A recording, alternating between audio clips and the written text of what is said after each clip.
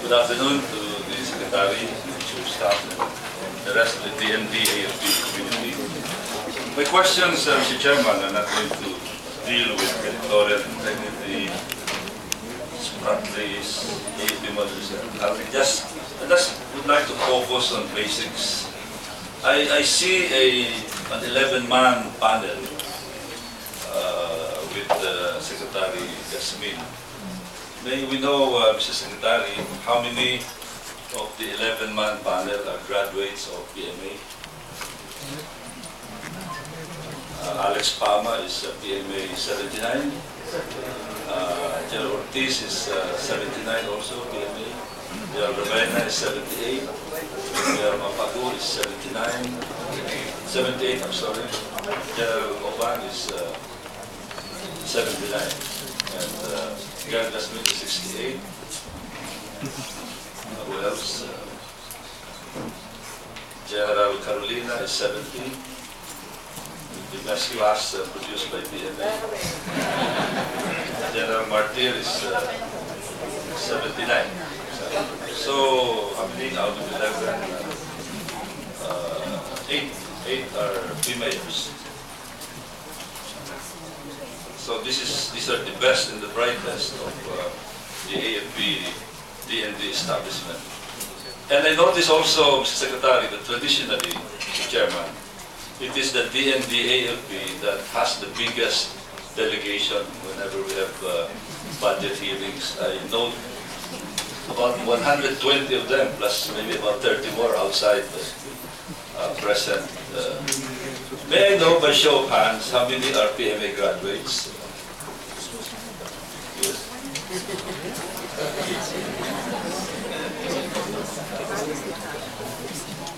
So you can see how influential the Philippine Military Academy is, Mr. Chairman, with respect to leading and inspiring the AFP DND establishment. And in fact, their influence goes even outside the AFP.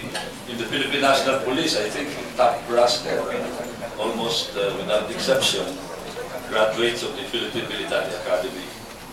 In the House of Representatives, we have one of the most distinguished, General Biazon. In the Senate, there are 3 PMA graduates. There used to be a lot of them in the cabinet in the previous administration, in Malacanang, etc., etc. So it's very important. That's why I'd like to focus on the Philippine Military Academy. Just like, for example, in the United States, the core group of the U.S. Armed Forces right now are graduates of West Point, Annapolis. The incumbent outgoing, I think he's outgoing, Admiral Mullen is Annapolis. Petraeus is West Point, and is going to be replaced by a Marine Corps General, Annapolis also.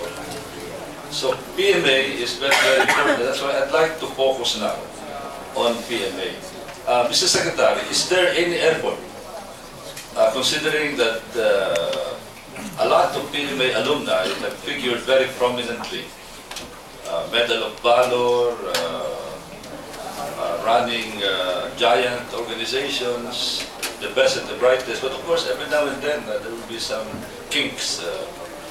May I know, Mr. Secretary, whether in this budget there's any effort to make the Philippine Military Academy, considering the change in the technology of the military, the politics that surround the military now, the economy, the mission, the international situation. Is there any effort to update and upgrade and redirect and reorient the Philippine Military Academy in this budget? The PMA, by the way, is a part of the GHQ establishment.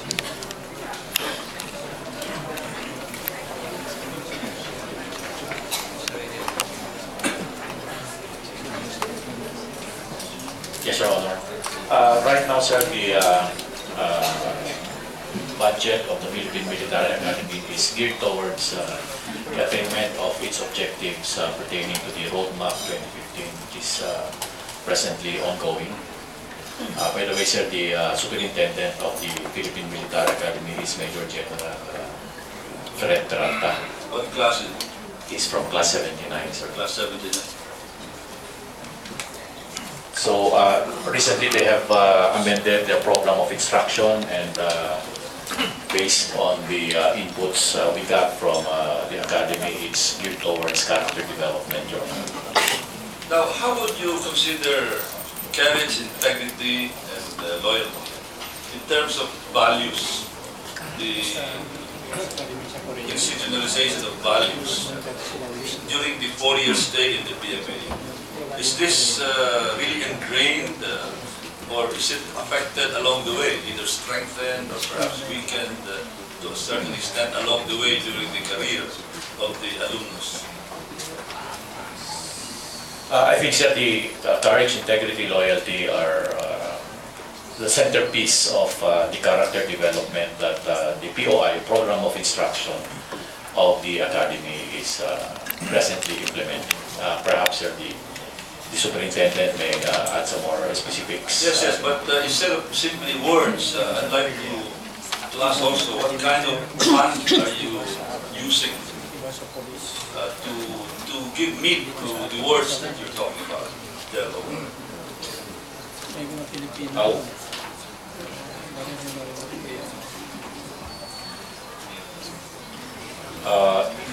It revolves around, sir, the... For example, in terms of faculty, in terms of curriculum. Sir, in terms of curriculum, they have just amended their past, and they're now implementing the curriculum starting this school year. In terms of faculty, sir, they have the faculty development also being implemented. They're beefing up their faculty, and they're coming up with criteria to get the best and the brightest from other institutions.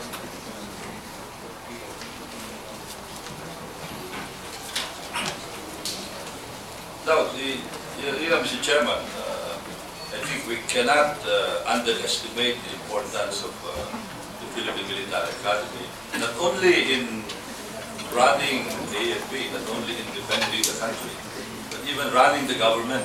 You're so influential.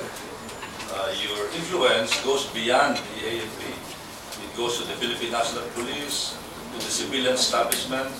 Many PMA alumni are running government corporations and bureaus right now. The Bureau of Correction, for example, is run by a PMA graduate. Is that correct? Bureau of Immigration is also headed by a PMA graduate, General David. How about the airport? No, General Rado is not a PMA graduate. The NBI is run by another PMA graduate, class 76. In fact, right now, the best classes that I know, I'm sorry, Secretary Jasmine, the best classes I know are class 70, class 79, and class 76. I'm sorry to say that. Maybe 78 in the picture right now. Do you agree, General Peralta? We agree with your okay, so let's go to that curriculum. Is there any effort to use cases, actual cases where a PMA graduate has figured prominently as a way of using this for value formation? I understand that they have enhancement efforts as part of their curriculum. And cases particularly on management, Your Honor. I'm talking all kinds of cases, all kinds of possible cases. Some which can be exemplary, some which show the excellence and the valor of a PMA graduate, but unavoidably, some show some weaknesses. I think you know what I'm talking about. Is there any effort to use these cases in PMA? If I may, Your Honor. Yes, sir. We have very clear effort, deliberate effort to use cases. We have been using cases already in the Philippine Military Academy as a learning method, a methodology in educating our cadets. As regards values, Your Honor, we have a new curriculum which we are implementing now, and this curriculum is a result of a very deliberate effort. It's not an in-house thing. Professionals were consulted. Dr. Estepa of the University of Santo Tomas, she headed the group. We have a board of visitors composed of very prominent personalities from the academe and the business sector. And they are helping in the development of our curriculum, which we are now implementing. As regards values, we are very consciously doing this. Perhaps PMA is distinct from other educational institutions in a manner that we have in our program of instructions values enhancement, so that deliberately we have schedules, we have professors, we have classes specifically dedicated to values education. Also, if I may mention, there are two things, two very important developments at PMA now. These are the inculcation of nationalism, which is very heavy, very important, and the other one is ethics. What we want to project is that just like in the life cycle of a battery, if I may use a common example, we want to have a warranty period for our products lengthened until How many years? lifetime, sir. Lifetime. That's our objective. To have a lifetime warranty for ethics, for them being ethical. But of course, when our cadets graduate, there is no guarantee there that they will outlast the pressures, the push and pull of the environment they're getting into. That is why we are in tandem with the association, Philippine Military Academy Alumni Association. Have you grappled with one very challenging issue, conversion? Yes, sir. Absolutely, in PMA, we have no conversion. No, it's a subject matter. Yes, sir. It's a subject matter.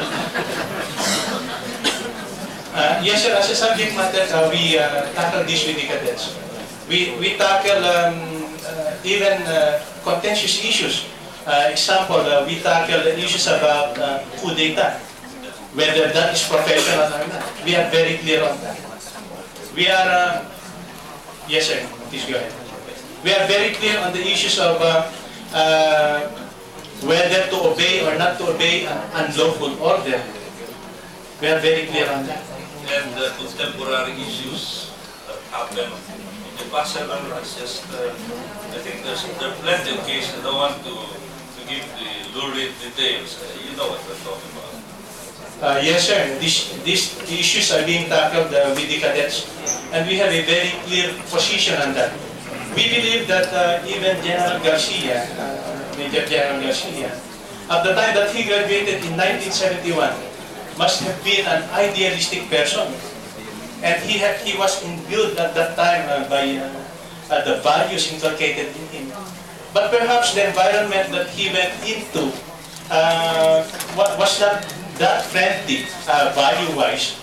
That is why the case is not finished, but we can expect that there may be some regression, degradation in what we inculcate in our graduates. The challenge there is how to sustain these values that we have inculcated in our graduates when they are out there already. And this, as I said, this is where I left off. We are in tandem with the PM388, Philippine Military Academy Alumni Association, so that certain mechanisms can be evolved to sustain the values that have been inculcated in them. Perhaps the Alumni Association can eventually come up with something that, a mechanism that will guard the ranks of the alumni, protect them from degradation and regression. Thank you, Mr. Chairman. Again, I'd like to reiterate, one cannot underestimate the importance of PMA graduates in the fate of this country. I think it's even more than UP, more than Ateneo, more than any other institution. That's why it's very important that you must take care of this institution, because to a lot of extent, the future of the country depends on the alumni of the Philippine Military Academy. And thank you for your candor, especially when you mentioned General Garcia. Thank you very much. Thank you, Mr. Chairman. Thank you very much. Now we have General Fiesar.